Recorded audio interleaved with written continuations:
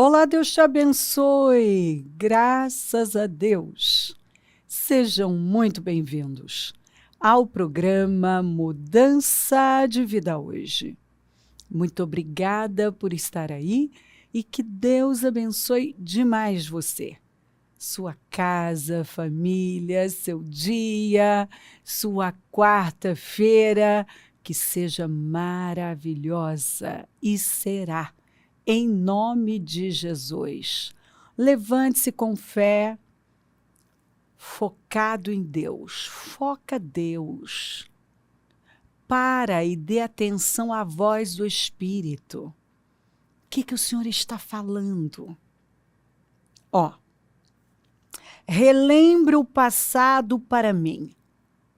Vamos discutir a sua causa. Apresente o caso para provar sua inocência. Deus não é maravilhoso? Ele é maravilhoso. Ele chega e diz, tá bom, se você julga que tem razão, então apresenta para mim. Apresenta a sua causa. Me conta o passado, como que você tem vivido? Qual é a semente? Mostra para mim. Qual é a semente que você tem semeado no solo da sua vida? Uma semente de amor, porque quem planta amor, colhe amor. Quem planta perdão, colhe perdão. Quem planta generosidade, prospera. Não é? O generoso prosperará. Quem dá alívio aos outros, alívio receberá. Não deis lugar ao diabo, não entristeçam o Espírito Santo. Fujam da aparência do mal. Perdoem e vocês serão perdoados. Com a mesma medida que vocês medirem, vocês serão medidos também. Não julguem para não serem julgados. O que você planta é o que você colhe. Tudo que o homem semear, isso também ceifará. Quem planta na carne, colhe destruição. Quem planta no espírito, vida eterna. A mente da carne leva para a morte, produz morte. Do espírito, produz vida. Então, presta atenção. Vamos voltar um pouco. Relembra o passado. Porque algumas pessoas, elas batem numa tecla. Não foi o que eu plantei. Eu não plantei isso aqui para colher isso aqui. Eu não estou entendendo. Aí nós precisamos voltar, ontem eu falei sobre isso, mas precisamos voltar um pouco lá, leia o livro de Ageu. Nos dias do profeta Ageu, aconteceu isso. O povo plantou, o povo semeou, e aí veio uma colheita ínfima. Pouquinho, regrado, minguado. E aí eles ganhavam dinheiro, mas o dinheiro sumia. O céu cerrou. E aí o povo não estava entendendo. E o Senhor falou, olha onde os seus caminhos os levaram. Vocês dizem que não é tempo de reconstruir o templo. Mas eles estavam atrasados em 18 anos. Deus levantou, derrubou a Babilônia, levantou o Ciro, e aí ele libertou esse povo e financiou a volta, a reconstrução do templo, e foi, assim, uma glória. Aí esse povo volta para a terra, com meios para reconstruir. E aí o povo sofre uma pressão. Porque problemas na vida nós vamos ter. O que esse povo fez? De onde o povo tirou? Da reconstrução. O povo parou a reconstrução do templo, quer dizer, abandonou a parte espiritual e cada um foi cuidar da sua própria vida e pegaram os recursos e aplicaram nos seus projetos pessoais. E tem uma tradução que fala que eles foram construir suas casas luxuosas. Tem uma tradução que fala luxuosas. Casas luxuosas. Ou seja, eles abandonaram a parte espiritual, tiraram os recursos de Deus, da parte espiritual, e foram colocar nos seus projetos pessoais.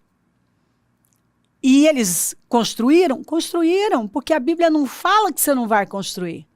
Ela fala que você vai construir.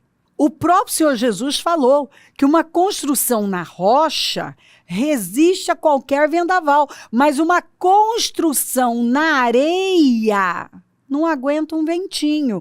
Então, relembra para mim, qual foi o material que você usou para construir sua casa? Relembra. Não, porque você está dizendo que a casa está desabando. Mas você fez um bom alicerce? Relembra para mim. Como? Que alicerce você fez? Tem um bom fundamento? Vamos discutir sua causa.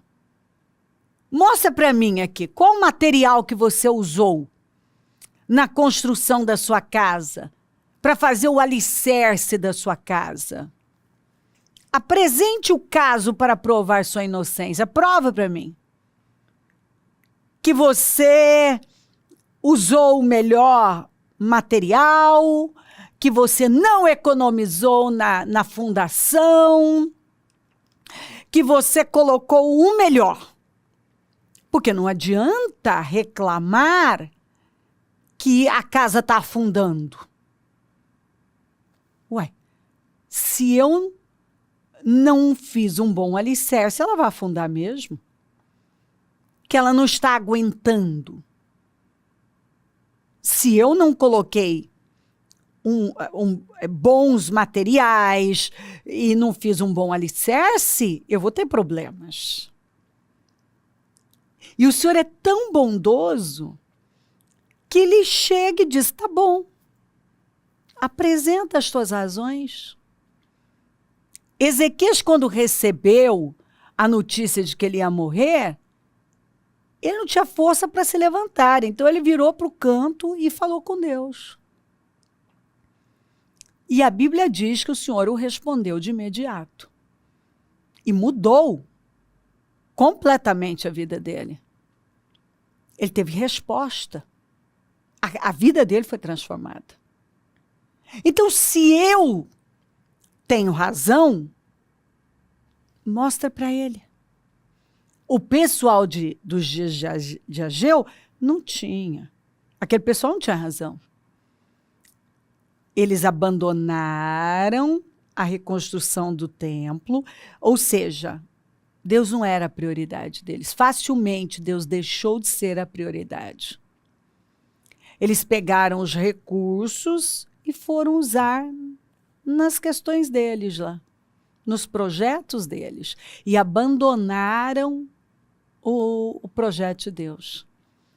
E pior, olha o engano. Esse povo diz que ainda não é hora de reconstruir. E o povo estava atrasado. Por quase duas décadas. O povo estava atrasado. Ou seja, as consequências daquela negligência espiritual já tinham chegado. Eles estavam frustradíssimos com o resultado deles. O céu cerrou. Eles não estavam tendo resultado. Então plantaram muito, colheram pouco, o dinheiro entrava no saco furado. Estava tudo errado. E o Senhor mostrou claramente, vocês não estão vivendo essa escassez, essa frustração, né? Esse resultado minguado por acaso. Nós precisamos voltar lá, vamos voltar a 18 anos, quando vocês sofreram a pressão, aí vocês abandonaram a obra, pegaram os recursos, foram construir as casas de vocês, os projetos de vocês. Bom, até então parecia que estava dando certo, né? Pois é, mas não estava. Vocês até construíram. Mas olha o custo disso, ó. A que custo? Porque algumas pessoas estão construindo coisas. Mas a que custo, meu Deus do céu? A que custo? Gente, eu vi pessoas até construírem uma vida profissional, uma carreira, mas a custo. A um custo tão alto. Custou a família, custou a saúde, custou os filhos. Eu já recebi pais desesperados, que os filhos, assim, se perderam.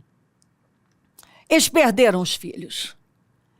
E os pais desesperados, eu não entendo. Nós demos tudo, as melhores escolas. Eu me lembro de um caso que a mãe falava, nós demos tudo, as melhores escolas, os melhores cursos, viagens 3 vezes ao ano. Eu disse, esse foi o problema de vocês. Vocês deram tudo que é irrelevante. Vocês não fizeram o principal. Vocês não transferiram uma fé viva no Deus vivo. Vocês não ensinaram seus filhos a construírem no alicerce certo. Vocês construíram a casa de vocês na areia. Aí quando eles descobrem, os filhos estão na imoralidade, em drogas. Sim. Falando outro idioma, estudando em escolas caras, passando férias nos Estados Unidos, vivendo uma vida, comprando o que quer, na mais profunda sujeira, que não dá para eu falar aqui. Não dá para eu falar aqui. Assim, no fundo do poço. Com tudo. Aí, não, nós fizemos tudo. O que é tudo para você? Nós demos tudo. O que é tudo para você? Você acha que dinheiro é tudo? Hã? Você acha mesmo? Que o segredo está aí? Eu vejo pais se preocupando com tudo. Eles ficam sabendo que agora vão ter um bebê. Então, a preocupação agora é o enxoval, é o quartinho, é o nome. E tem pais que a gente encontra que estão brigando, porque o pai quer um nome e a mãe quer outro. E você não vê a preocupação com a coisa mais importante, em consagrar o bebê, em buscar pela vida dessa criança que está sendo gerada, abençoando, consagrando ao Senhor. Você não vê. Você não vê, às vezes, a pessoa falar do que é mais importante. Gente, pior, a gente vê pessoas que depois que elas engravidaram, elas param de vir. Elas não vêm mais para a igreja. Mas elas não estão deixando de viver a vida delas do jeito delas. Elas continuam saindo e tendo lazer, mas na igreja não. Chega no domingo, elas não estão no domingo. Numa igreja, num culto de ceia, elas não estão. Por quê? Porque Deus não é prioridade. Já começou errado. elas já estão gerando o bebê sem dar prioridade a Deus. E isso vai dar certo? Não vai, gente. Não vai. Eu estou acostumada a ver pais chegarem em desespero com as suas crianças, com seus filhos, com diagnósticos terríveis. Porque não basta gerar um filho. Agora eu tenho um filho. Você precisa que ele venha perfeito, que o parto seja perfeito, que todo o processo seja perfeito, que criá-lo agora é outro desafio. Você precisa da graça de Deus para criá-lo, para que Deus proteja, guarde. Ou seja, é só o começo. Você precisa da bênção de Deus o tempo todo. Você precisa da graça, do favor de Deus em tudo. Em tudo. Quantos casos que tudo até foi. A pessoa passou a gravidez dela desse jeito. Aparecendo quando queria, fazendo do jeito dela. Pois estava indo tudo maravilhosamente bem. De repente, no parto, na hora de nascer, deu um problema. Aí os pais voltam para casa sem um bebê. Porque ficou na UTI, ou casos até que faleceu. Coisas assim. Você precisa da bênção de Deus. Gente, a gente que lida com pessoas, você há de imaginar que os casos mais terríveis chegam. Nós temos acesso. E às vezes a pessoa fica sem saber.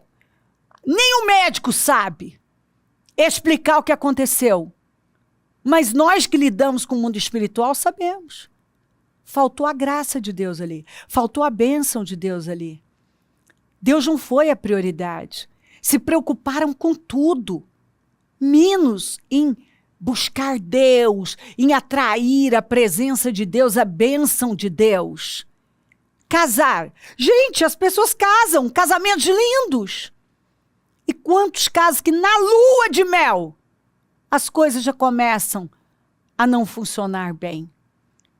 As decepções começam a acontecer. As frustrações.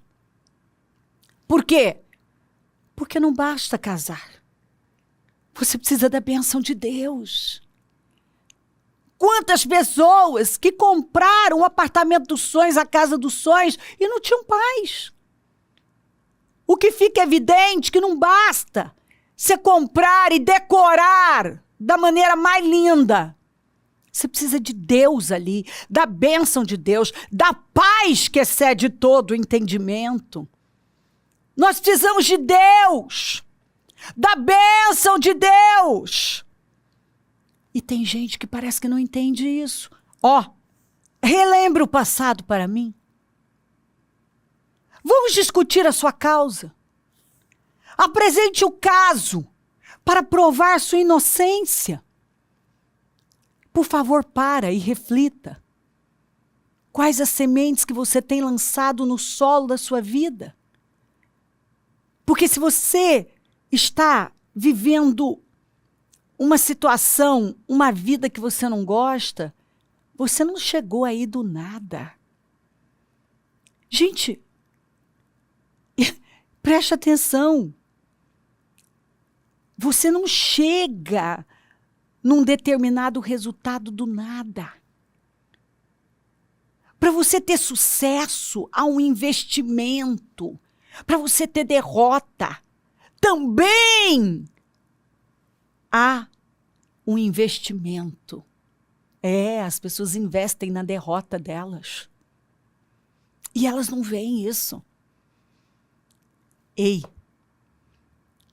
A mudança, o preço da mudança pesa gramas, mas do arrependimento, toneladas. Tem gente que hoje está cheia de arrependimentos. Está pesando toneladas. Porque lá dentro ela sabe.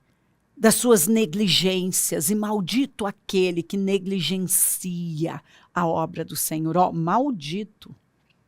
Quantas pessoas que têm negligenciado a sua relação com Deus, têm negligenciado a obra do Senhor, a igreja do Senhor, tem negligenciado princípios, a pessoa não honra os princípios, Deus não é prioridade. Ela não dizima, ela não oferta, ela não prioriza, ela não faz nada no reino. Ela é uma consumidora, ela não é uma investidora, uma doadora. Ela não é. E ela está reclamando como o pessoal no GJG estavam admirados.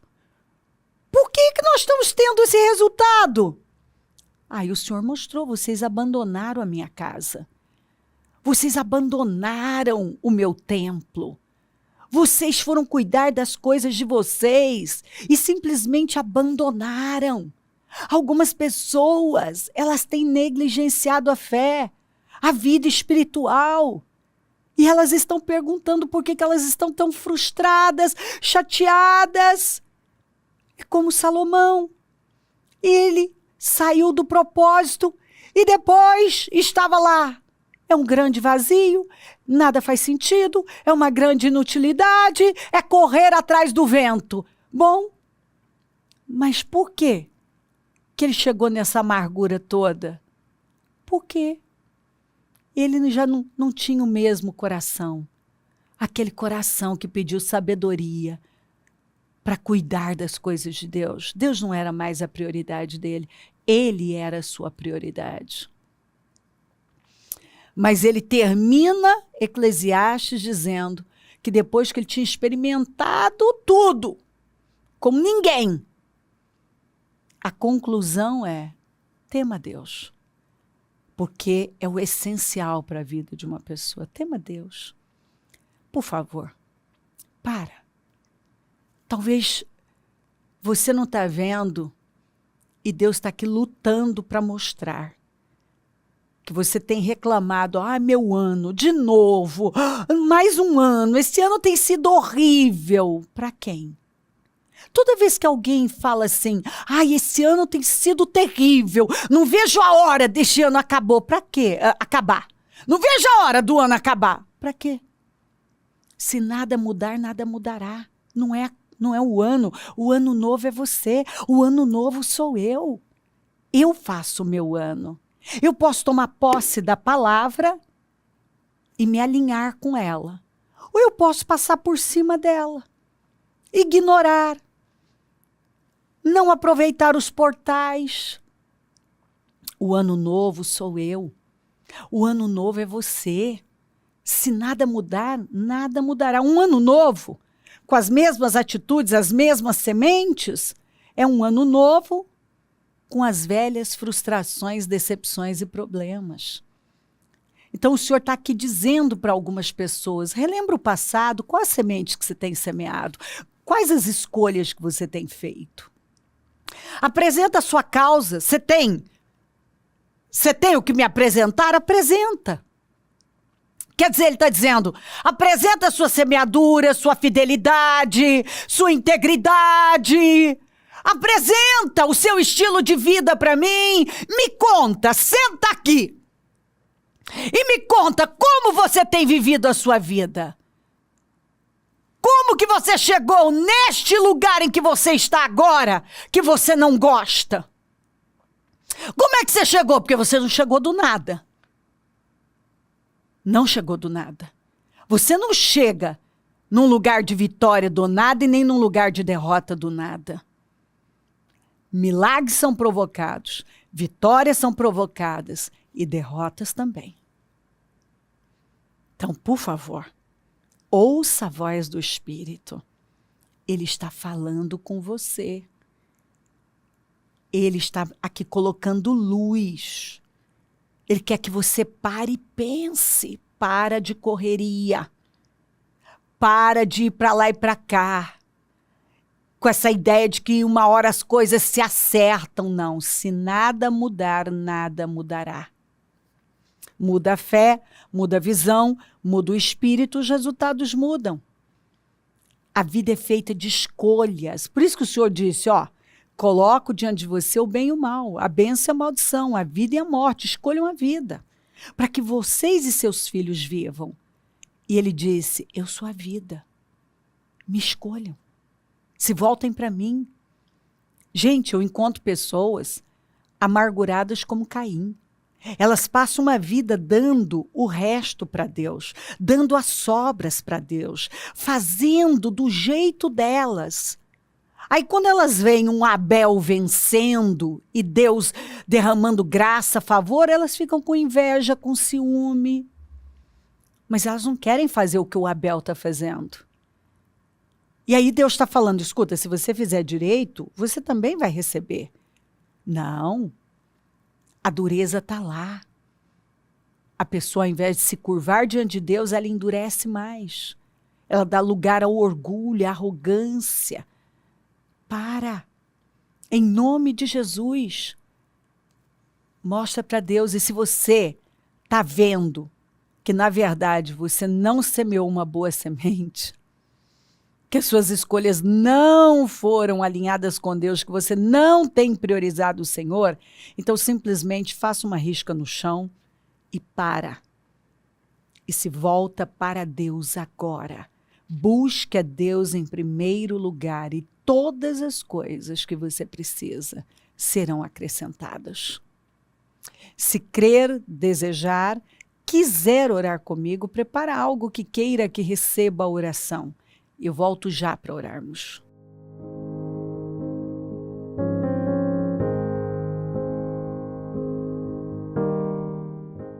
Senhor, meu Deus e meu Pai, eu oro por cada vida querida que está comigo e peço que esta palavra tenha colocado luz no entendimento dela, luz nestas trevas, dada a ela discernimento, visão, clareza, a perspectiva certa, que ela esteja entendendo, Senhor.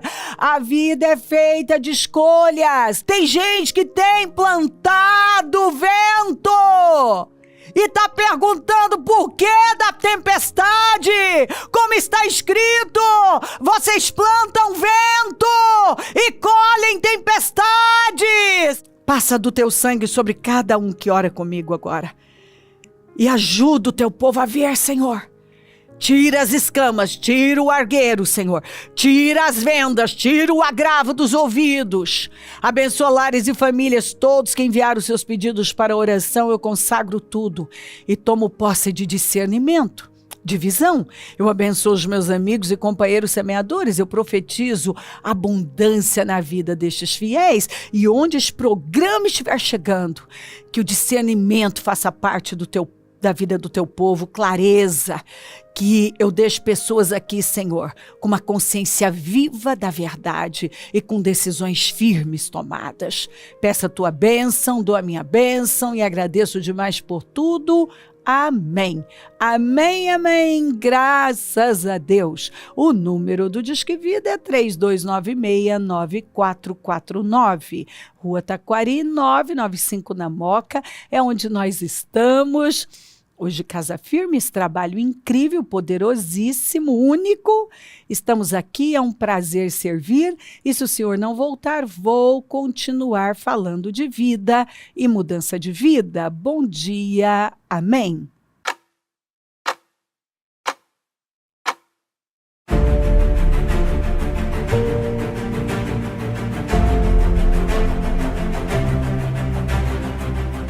Dia 1º de dezembro, às 19h30, início do último propósito de fé do ano de 2025. Propósito da mudança. Quais as 3 coisas que você não aceita levar para o ano de 2026? Toda glória seja a Deus que, por seu grandioso poder que atua em nós, é capaz de realizar infinitamente mais do que poderíamos pedir ou imaginar. 31 dias de clamor, de 1 a 31 de dezembro. O ano de 2025 ainda não acabou. Deus pode mudar a sua história. Levante-se. Propósito da mudança.